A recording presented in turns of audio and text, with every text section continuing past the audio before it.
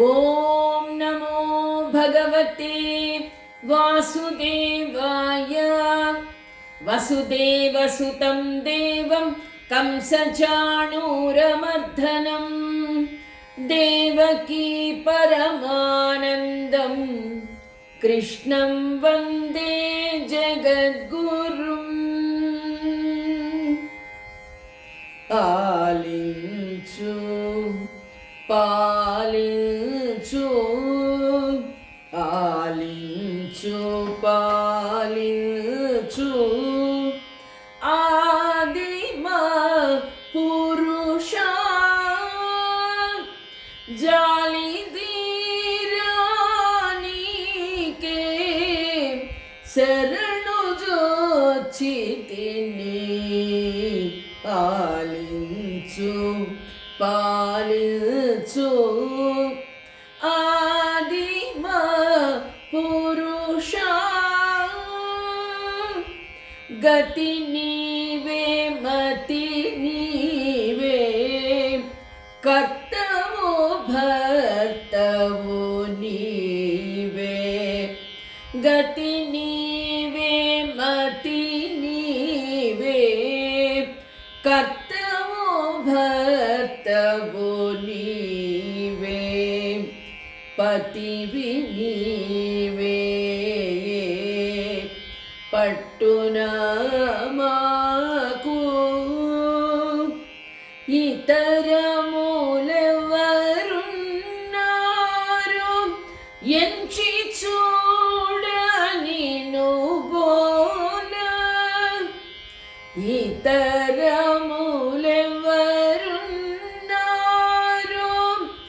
ఎంచి చూడని నువ్వోల. చతురుడా నిన్నునే శరణు జోచితిని. ఆలించు పాలించు, ఆదిమ పురుష జాలిదీరా నిన్నే శరణు జోచితిని. ఆలించు పాలించు, ఆదిమ పురుష. ఆత్మబంధువులారా, భగవద్భక్తులారా, ఆ స్వామి ప్రతి ఒక్కరికి కూడా గతి నీవే మతి నీవే, కర్తవు భర్తవు నీవే, అన్నీ కూడా ఆ స్వామి. ఆయనకే సర్వస్వ శరణాగతి చేసినట్లయితే అన్నీ ఆ స్వామి చూసుకుంటాడు అన్న అన్నమయ్య చక్కటి కీర్తనతో మోక్ష సన్యాస యోగంలోకి మనము అడుగు పెడుతూ ఉన్నాము. ఓం శ్రీకృష్ణ పరబ్రహ్మణే నమః. శ్రీమద్భగవద్గీత మోక్ష సన్యాస యోగః. శ్రీ భగవాన్ వాచ యయా ధర్మం అధర్మం చ కార్యం చ కార్యమేవ చ అయథావత్ ప్రజానాతి బుద్ధిః సా పార్థ రాజసీ. సాత్వికమైన బుద్ధి గురించి ఆ స్వామి మనకు చెప్పడం జరిగింది. సాత్వికమైనటువంటి గుణంతో కూడిన బుద్ధితో ఏ విధంగా సాత్విక కర్మలు చేస్తారు సాత్వికులు అన్నటువంటి వాళ్ళు. ఇప్పుడు రాజసమైనటువంటి బుద్ధి ఏ విధంగా ఉంటుంది దాని లక్షణాన్ని చెప్తూ ఉన్నాడు. యయా ధర్మం అధర్మం చ కార్యం చ కార్యమేవ చ.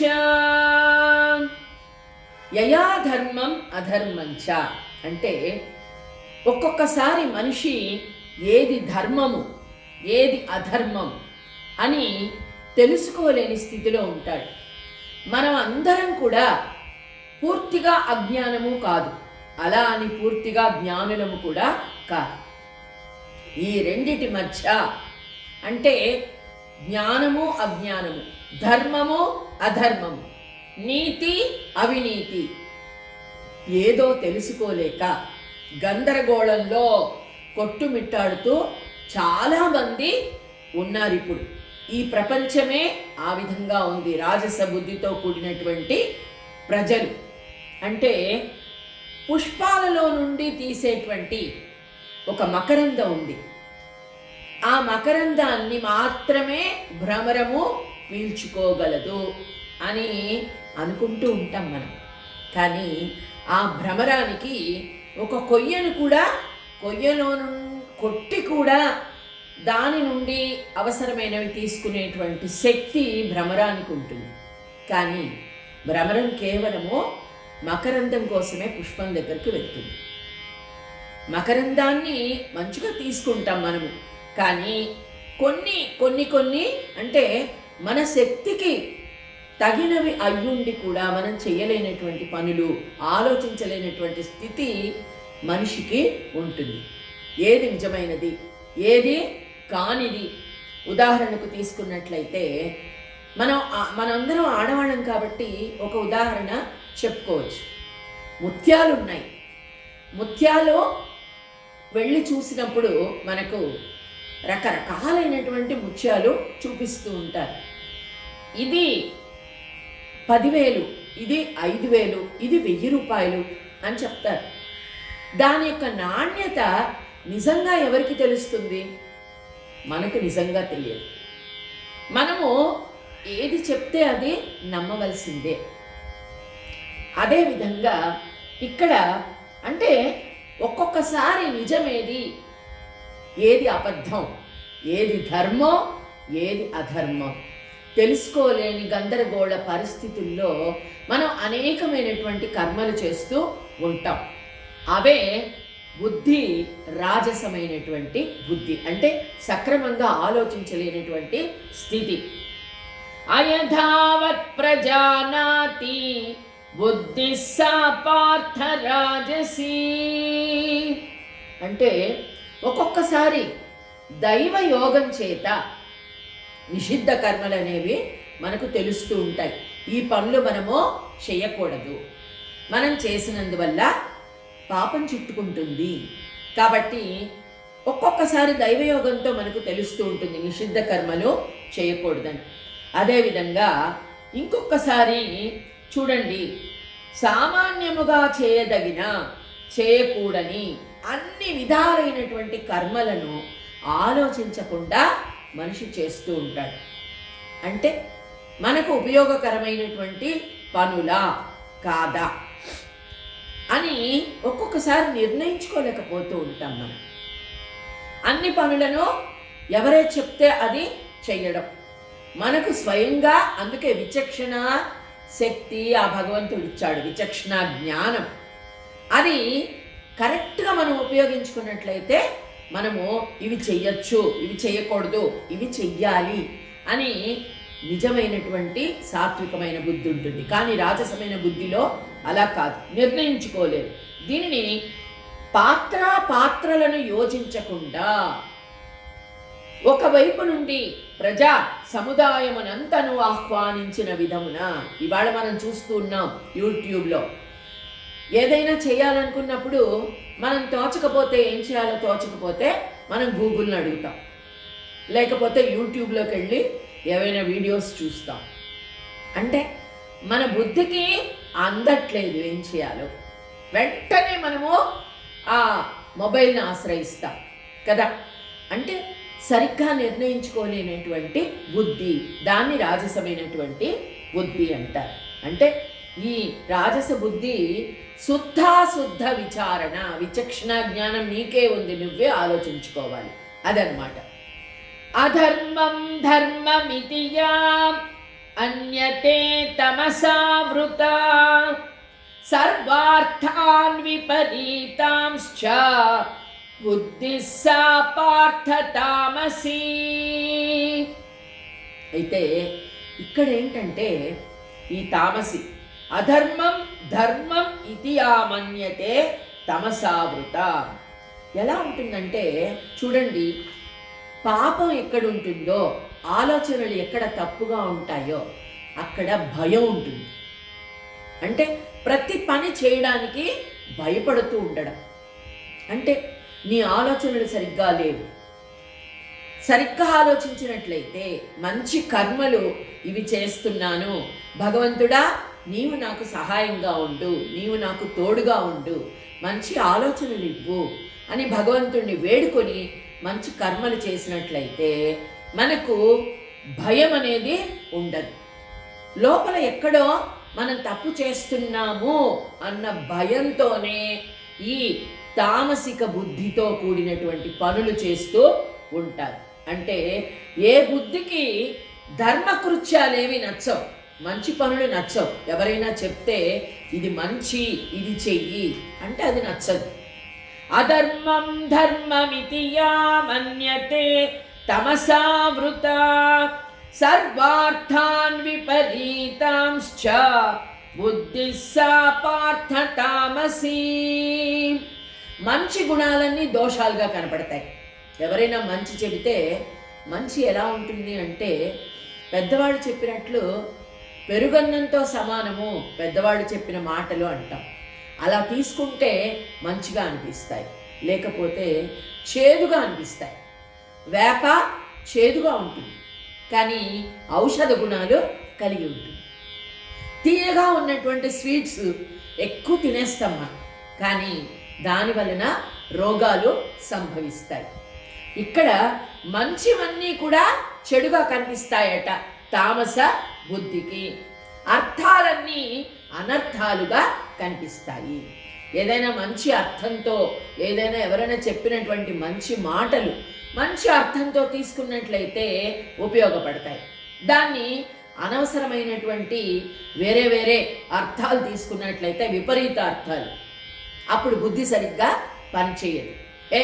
ఏంటిలా చెప్తున్నారు వీళ్ళు, నాకు సరిగ్గా చెప్పట్లేదు, ఇది బాగాలేదు అన్నటువంటి అభిప్రాయం వస్తుంది. అంటే బుద్ధి సరిగా మంచిగా తీసుకోవాలి, మంచి విషయాన్ని మంచిగా తీసుకోవాలి. అందుకే చెప్తారు కామెర్ల రోగికి లోకమంతా పచ్చగా కనిపిస్తుంది.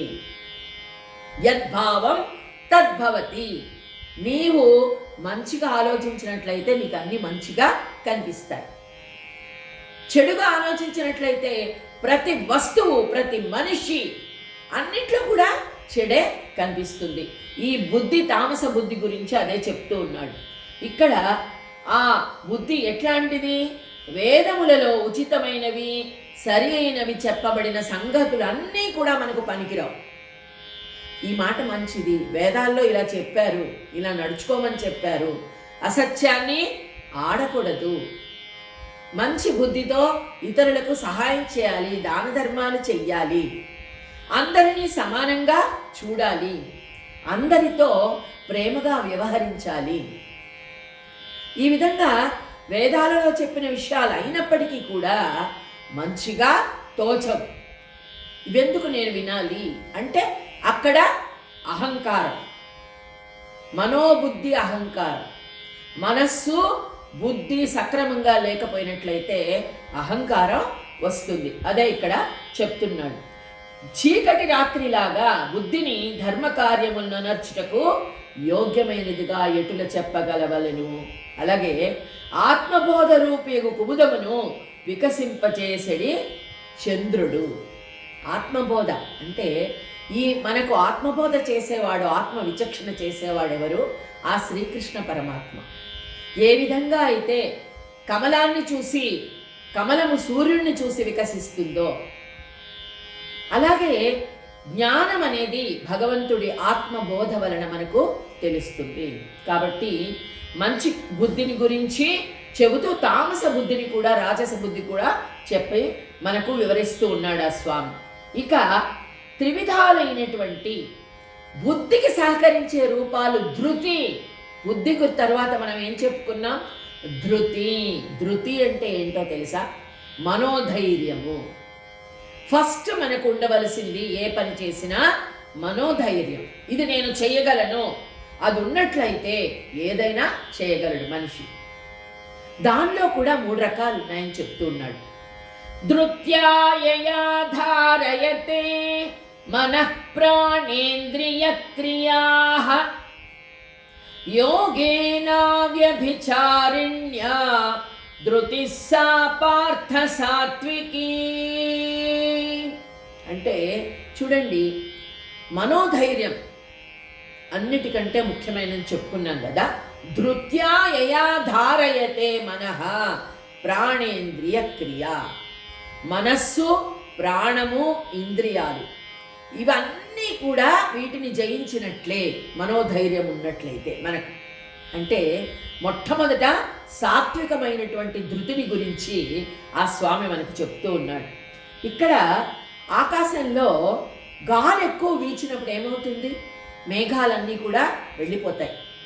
ఇంకా ఉరుములు ఉండవు, ఇంకా మెరుపులు ఉండవు, వర్షం కూడా ఉండదు. అంటే పెద్ద గాలి వచ్చినప్పుడు అన్నీ కొట్టుకొని పోతాయి కదా. అదేవిధంగా మనోధైర్యం ఎప్పుడైతే మనిషికి ఉంటుందో అప్పుడు అన్నీ నిలిచిపోతాయి వాటంతటకవే. అంటే ఇంద్రియాల పనులు నిలిచిపోతాయి, మనస్సు, బుద్ధి అన్నీ స్థిరంగా నిలిచిపోతాయి. అదే సమాధి స్థితి. బుద్ధి మనస్సు మాట వినకుండా ఇక్కడ మనోధైర్యాన్ని అంటే మనోనిశ్చలత, అదే ధృతి. ఇక్కడ ఏ విధంగా చంద్రుడు ఉదయించుటతోడనే కమలమును ముకుళించుకొని పోవును. కమలాలు చంద్రుడు రాగానే ముకుళిస్తాయి, ముడుచుకుపోతాయి, సూర్యుడు రాగానే వికసిస్తాయి. అంటే ఇక్కడ అన్ని పనులు నిలిచిపోతాయి. నువ్వు చేసే పనులు, ఇంద్రియాలతో కూడినటువంటి అన్ని పనులు నిలిచిపోతాయి. మనసు స్థిమితంగా ఉంటుంది. మనోధైర్యం అది వచ్చినప్పుడు ఏమవుతుందంటే చూడండి, ఇంద్రియాలకు వాటి విషయాలకు ఉన్నటువంటి సంబంధం తెగిపోతుంది.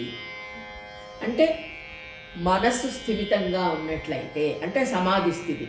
ఇక్కడ మనం చెప్పుకున్నాం సుషుమ్న నాడి అనేది ఒకటి ఉంటుంది. ఆ సుషుమ్న నాడిలోకి ప్రవేశించినప్పుడు ఇలా పింగళ నాడుల నుంచి సుషుమ్న నాడిలోకి ప్రవేశించినప్పుడు జ్ఞానం అనేది నిలిచిపోతుంది. ఆజ్ఞాచక్రంలో ఇక్కడ మనము జ్ఞానాన్ని నిలుపుకున్నప్పుడు అన్నీ నిలిచిపోతాయి. సమాధి స్థితి, మనస్సు స్థిమితంగా మారుతుంది. అదే ధృతి, మనోధైర్యము. దశేంద్రియములు, మనస్సు, పంచేంద్రియములు, జ్ఞానేంద్రియములు, కర్మేంద్రియములు, అంతరింద్రియాలు ఇవన్నీ కూడా కలిసిపోయి మనసు సమాధి స్థితిలోకి వెళ్ళిపోతుంది. ఆ సమయంలో సంకల్పము ఉండదు, వికల్పము ఉండదు. అదే ధ్యానము నిజంగా కుదిరినప్పటి స్థితి. ఆలోచనలన్నీ వెళ్ళిపోతాయి. అన్నీ వెళ్ళిపోయినప్పుడు, సంకల్పాలు వికల్పాలు లేనప్పుడు చాలా హాయిగా, ధైర్యంగా మనస్సు అంటే ఇంకా నాకేమీ అక్కర్లేదు, మనోధైర్యం, మనోనిశ్చలత మనిషికి ఏర్పడుతుంది. ఆ తర్వాత ఎప్పటి వరకు ఉంటుంది ఇది అంటే ఆత్మ పరమాత్మలో ఐక్యమైపోయి పూర్తిగా చేసినప్పుడు ఆ బంధనాల నుంచి మళ్ళీ విడిపించేవాడు కూడా పరమాత్మ ఒక్కడే. మనల్ని ఈ బంధనాల నుంచి విడిపించి తనలో ఐక్యం చేసుకునేవాడు ఆ స్వామే కదా. అదే ఇక్కడ చెప్తూ ఉన్నాడు. యోగేనా వ్యభిచారిణ్యా ధృతి సా పార్థ సాత్వికీ. యోగేనా వ్యభిచారిణ్యా ధృతి సా పార్థ.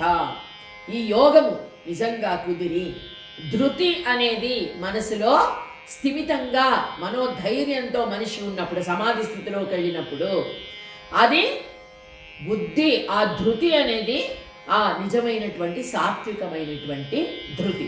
ఇక యయాతు ధర్మ కామార్థాన్ ధృత్యాధారయతే అర్జున ప్రసంగేన ఫలాకాంక్షి ధృతి సా పార్థ రాజసీ.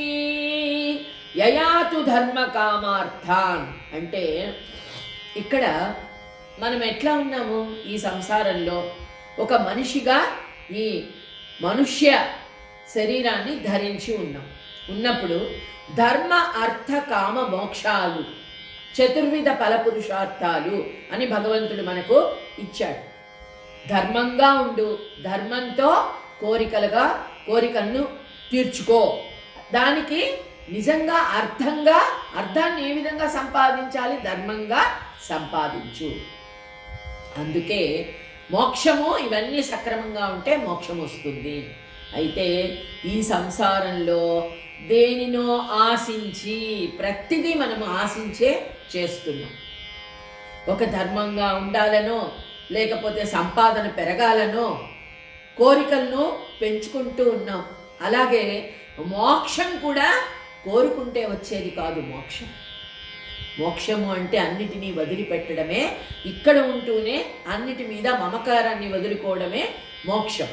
కానీ యయాతు ధర్మ కామార్థాన్ ధృత్యా ధారయతే అర్జున అంటే ఈ త్రివర్గాలు ఏది ధర్మ అర్థ కామాలు, ఈ మూడిటిని ధ్యేయంగా పెట్టుకొని ఈ సంసారంలో అన్నీ చేస్తూ ఉన్నాం మనం. ఒక పూజలే కాదు, ఒక వ్రతాలే కాదు, ఒక యజ్ఞాలే కాదు. వర్షాలు కురవాలని, ఇప్పుడు వర్షాలు పడట్లేదు, అన్ని చోట్ల యాగాలు యజ్ఞాలు చేస్తున్నారు సరే, ఎందుకు పడట్లేదు నిజంగా ఆలోచిస్తున్నారా? పాపాలు ఎక్కువైపోతున్నాయి. ప్రపంచంలో పాపం ఎక్కువైపోతోంది. న్యాయం లేదు, భూత దయ లేదు, భక్తి లేదు, అలాగే మంచి విలువలు లేవు. ఇవి లేనప్పుడు పాపం పెరిగిపోయి సక్రమంగా వర్షాలు కురవట్లేదు. దానికి యజ్ఞాలు చేసి యాగాలు చేసి దండం పెట్టుకొని భగవంతుణ్ణి ఇవి చేస్తున్నారు. కానీ అవి ఎక్కువగా చేయకుండా ఉండాలి. అసత్యం ఆడకూడదు, తోచినంత సహాయం అందరికీ చెయ్యాలి, హింస పనికిరాదు, హింసలు చేయకూడదు. హింసాత్మకమైనటువంటి ప్రవృత్తి పెరిగిపోయి ఎన్ని పూజలు చేసినా, ఎన్ని వ్రతాలు చేసినా, ఎన్ని యజ్ఞాలు యాగాలు చేసినా ఫలితం అనేది శూన్యం. అదే ఇక్కడ చెప్తూ ఉన్నాడు. ఇక్కడ ఎట్లా ఉంటుంది అంటే ధృతి అనేది నేను ఏదైనా చేయగలను, నాకు కావలసింది నేను సంపాదించుకోగలను, ఆ ధైర్యం. అంటే మనోధైర్యం ఉండొచ్చు కానీ అతిగా ఉండకూడదు. తన మీద తనకు నమ్మకం, ఆత్మస్థైర్యాన్ని కోల్పోకూడదు. ఏదొచ్చినా నిలబడాలి. కానీ నేను ఏదైనా చేయగలను, నేను ఏదైనా సాధించగలను అన్న అహంకారం, అక్కడ కూడా మళ్ళీ అహంకారము వస్తోంది. ఏ ధైర్య బలముపై సంకల్ప వికల్ప సాగరమునందు ధర్మార్థ కామములనడి ఓడను నింపి కర్మలు వనరుస్తూ ఉన్నారు. అంతే కదా. ఇక్కడ ధర్మ అర్థ కామాలు ఈ మూడు కలిపి ఒక ఓడలో, ఆ ఓడను నింపి సంకల్ప వికల్ప సాగరం అంటే నాకు అవుతేనే నేను సంతోషంగా ఉంటాను, ఈ సంకల్పం నాకు తప్పనిసరిగా తీరాలి, నేను ఈ సంకల్పము తీరినట్లయితే నేను నీకు ఇది సమర్పించుకుంటాను. భగవంతుడికి లంచాలిస్తూ ఉన్నారు, ఆయనకు ఆశ చూపిస్తూ ఉన్నారు. భగవంతుడికి, ఆయనకి మనం ఆశ చూపించేంతటి గొప్పవాళ్ళం కాదు. మన ఆశ పాశము మోహము అన్నిటి నుండి విడగొట్టేటువంటి వాడు భగవంతుడు. అట్లాంటి వాడికి మనం లంచాలు చూపిస్తూ ఉన్నాము. వికల్పము ఏదైనా జరగలేదనుకోండి, అప్పుడు చాలా దుఃఖిస్తాం. రెండిటిని మనం సమానంగా తీసుకోలేము. అదే భగవద్గీతలో స్థిత ప్రజ్ఞత అని చెప్తూ ఉన్నాడు భగవంతుడు మనకు. అది రావట్లేదు. ఇక్కడ ఏంటి, రాజసమైనటువంటి ధృతి ఎలా ఉంటుంది అంటే కర్మనే మూలధనంగా అంగీకరించి, కర్మనే మూలధనం, నేను ఇది చేస్తున్నాను. మూలధనము అంటే ఒక వ్యాపారం చేసినప్పుడు దేన్నైనా మనం మూలధనంగా డబ్బులు పెడతాం. అలాగే మనం ఏం చేస్తున్నాం, ఒక కర్మను మూలధనంగా చేసి ఏ ధైర్య సహాయము చేత దీనిని ఇంకా రెట్టింపు చేయాలనుకుంటున్నామో, అంతే కదా. మనము భోగాలు అనుభవించడానికి రకరకాలైనటువంటి కార్యక్రమాలను చేస్తూ ఉన్నాం, దాన్నే మూలధనంగా పెడుతూ ఉన్నాం. నేను ఏదైనా చేస్తాను, ఏదైనా చేయగలను. ఆ ధృతి, ఆ ధైర్యం ఉందే, విపరీతమైనటువంటి ధైర్యము, అది రాజసమైనటువంటి ధైర్యము. ఇక తామస ధృతి ఏ విధంగా ఉంటుంది, యయా స్వప్నం భయం శోకం విషాదం మదమేవ చ న వించతి దుర్మేధా ధృతి సా పార్థ తామసీ. యయా స్వప్నం భయం శోకం విషాదం మదం ఏవచ. అంటే స్వప్నంలో కూడా భయపడుతూనే ఉంటాడు. ఎలాగా? ధైర్యం ఉండదు ఇక్కడ మనం ధృతి అంటే ధైర్యం గురించి చెప్పుకున్నాం. కానీ తామసమైనటువంటి ప్రవృత్తి బుద్ధితో ఉన్నటువంటి వాడికి ఎలా ఉంటుంది అంటే భయం, స్వప్నంలో కూడా భయపడుతూనే ఉంటాడు. శోకం, విషాదం, ఎప్పుడూ ఆలోచిస్తూ, ఎప్పుడూ బాధపడుతూ, ఎప్పుడూ విషాదంతో, ఇతరుల యొక్క మేలు కోరుకొనకుండా, ఇతరులను తప్పుగా, వారి గురించి తప్పుగా అనుకుంటూ, అంటే భయం, శోకం, విషాదం, మదం, అహంకారం కూడా ఉంటుంది. అంటే చూడండి, సమస్త దోషాలతో నిండి ఉన్నటిదే తమస్సు, ఈ సంపద. ఇది బుద్ధి అని చెప్పడానికి కూడా వీలు లేనటువంటిది. పాపములను పోషించడం వలన దుఃఖములెన్నడూ మనుష్యుని విడిపోని రీతిని. అంతే కదా, పాపాలు ఎక్కువ కొద్దీ దుఃఖాలు ఎక్కువ అవుతాయి. ఎక్కడ పాపం ఉంటుందో అక్కడ భయం ఉంటుంది, ఎక్కడ మంచి పని చేస్తాడో అక్కడ ధైర్యం ఉంటుంది. అంతే కదా, దొంగతనం చేసేవాడు ఎప్పుడు కూడా దొంగతనంగానే తిరుగుతాడు, చీకట్లోనే తిరుగుతాడు. వెలుగులో మనలాగా ధైర్యంగా తిరగలేడు. పాపం చేసే వాళ్ళకే అలాంటి భయము ఉంటుంది. నిద్ర కూడా పట్టదట అలాంటి వాళ్లకు. నిజంగానే పడుకున్నా కూడా తప్పు చేశావు, నువ్వు తప్పు చేశావు అని ఒక మనస్సాక్షి చెప్తూనే ఉంటుంది. ఎవ్వరు చెప్పకపోయినా మన మనస్సాక్షి అనేది మనకు చెప్తూనే ఉంటుంది, నువ్వు చేసేది తప్పు అని. ఇక బద్ధకం ఉంటుంది, అలాంటి వారికి నిద్ర పట్టదు, భయం ఉంటుంది, శోకం ఉంటుంది. దాంతో ఏం చేస్తారు? దుఃఖిస్తూనే ఉంటారు, ఎప్పుడు సంతోషంగా ఉండలేరు. ముఖం చూడగానే అర్థమైపోతుంది. ఇక చూడండి, రాతి బండను కఠోరత్వం ఎప్పుడూ విడిచిపెట్టదు. అలాగే వెల్లుల్లిపాయలకు ఉండే దుర్గంధం అంటే ఒక రకమైన వాసన ఉంటుంది. ఆ వాసన అపథ్యం చేయు వానిని వ్యాధి ఎప్పుడూ విడిపోదు. పథ్యం చేయకపోతే సరిగ్గా ఏమవుతుంది? ఆ వ్యాధి ఎన్ని రోజులకు విడిచిపెట్టి పోదు, పట్టుకునే ఉంటుంది. ఆ విధంగా ఇక ఎలా ఉంటాడంటే తారుణ్యము అంటే కఠినంగా ఉంటాడు ఎప్పుడు కూడా. ఇక ద్రవ్యము వాసనల పట్ల ఎప్పుడు డబ్బు సంపాదించాలి, ఏ పనైనా చేసి సంపాదించాలి, ఎవరిని బాధ పెట్టైనా సంపాదించాలి. వాసనలు అంటే ఈ ఒంట్లో ఉన్నటువంటి వాసనలు అంటే ఆకర్షణలు, కోరికలు, కామము, వీటితో బాధపడుతూనే ఉంటాడు అనుక్షణం. అది తామసమైనటువంటి ధృతి. తామసమైనటువంటి ధృతి అంటే ధైర్యం అక్కడ లేనే లేదు. తామసం అనేది ఎక్కడ ఉంటుందో తామస గుణము, అక్కడ మనోధైర్యం ఉండనే ఉండదు. ఇక మదం పెరిగిపోతుంది. నాకేమిటి అన్నీ తనని సమర్థించుకుంటూ ఉంటాడు. తప్పులు చేసిన వాడు ఎవడు కూడా ఇది తప్పు అని చెప్తే ఒప్పుకుంటాడా? ఒప్పుకోడు. తాగుతూ ఉంటాడు, ఎక్కువ తాగుతూ ఉంటాడు, మద్యాన్ని సేవిస్తూ ఉంటాడు. ఒరే అది తప్పురా, మద్యాన్ని సేవిస్తే నీ ఆరోగ్యం చెడిపోతుంది అంటే మానేస్తాడా? మానడు. వాడి ప్రవృత్తి అది. వాడు కూర్చొని దాని గురించి ఆలోచిస్తూ ఉంటాడు. దానితో ఏమవుతుంది? ఆలోచించే శక్తి నశిస్తుంది. ఎప్పుడైతే తామస గుణము, తామస బుద్ధి, తామస ధృతి ఏదైనా సరే, ఏది ఉన్నా సరే ఆలోచించే శక్తి పూర్తిగా నశిస్తుంది. ఈ విధంగా చూడండి, కాలుడెన్నడను శరీరమును విడువని విధమున తామస జీవుల యందు మదమాత్సర్యం ఎప్పుడూ నిండి ఉంటుంది. ఈర్ష్య, అసూయ, ద్వేషం ఇవన్నీ అన్నదమ్ములు అప్పచెల్లెల్లాగా ఉంటాయి. ఒక గుణముతో ఒక గుణము తప్పకుండా వస్తుంది, నేనున్నాను అని. ఈర్ష్య ఉంటే ఎదుటి మనిషి బాగుపడుతూ ఉంటే చూసి సంతోషిస్తే వాడు మంచివాడు. ఆహా ఎంత మంచిగా వృద్ధి చెందుతున్నారు అని. అలా కాకుండా ఈర్ష్యపడినప్పుడు అసూయ, వాళ్ళకే ఉంది ఏంటి, వాళ్ళ గొప్ప, వాళ్ళకు మంచి గుణాలు ఉన్నా, లేకపోతే మంచి సంపాదన ఉన్నా, మంచి విద్య ఉన్నా, దేనిని చూసి అసూయపడినా, అసూయ ద్వేషం, వాళ్ళంటే ద్వేషం కలుగుతుంది. ప్రేమ తనంత తానే విడిచిపోతుంది. అసూయ, ద్వేషం, మాత్సర్యం, లోభత్వం. అంటే ఒక్కొక్క మెట్టు దాటుతూ ఈ లక్షణాలన్నీ మనిషిని ఆక్రమించుకుంటాయి. కాబట్టి స్థిరమైనటువంటి నిద్రాదిగా గల 5 దోషములు. ఎప్పుడు నిద్రపోతూ ఉంటాడు. ఏం చేయలేని వాడు ఏం చేస్తాడు? ఎప్పుడు నిద్రపోతూనే ఉంటాడు.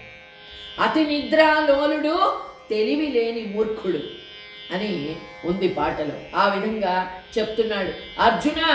ఈ 5 గుణాలు, తారుణ్యము, ద్రవ్యము, వాసన పట్ల ఉత్సాహము, మోహము, నిద్ర, ఈ 5 కూడా ఉంటాయి. తామసమైనటువంటి ధృతితో కూడినవి. కాబట్టి ఈ లక్షణాలతో ఉన్నటువంటి మనిషి రోజు రోజుకు కూడా కుంగి కృషించి నశించిపోతారు. కాబట్టి ఈ ధృతి యొక్క 3 లక్షణాలను ఆ స్వామి మనకు చక్కగా చెప్పడం జరిగింది. ఆ తర్వాత ఆ స్వామి ఏం చెప్తారో తర్వాత తెలుసుకుందాం. ఓం శ్రీకృష్ణ పరబ్రహ్మణే నమః.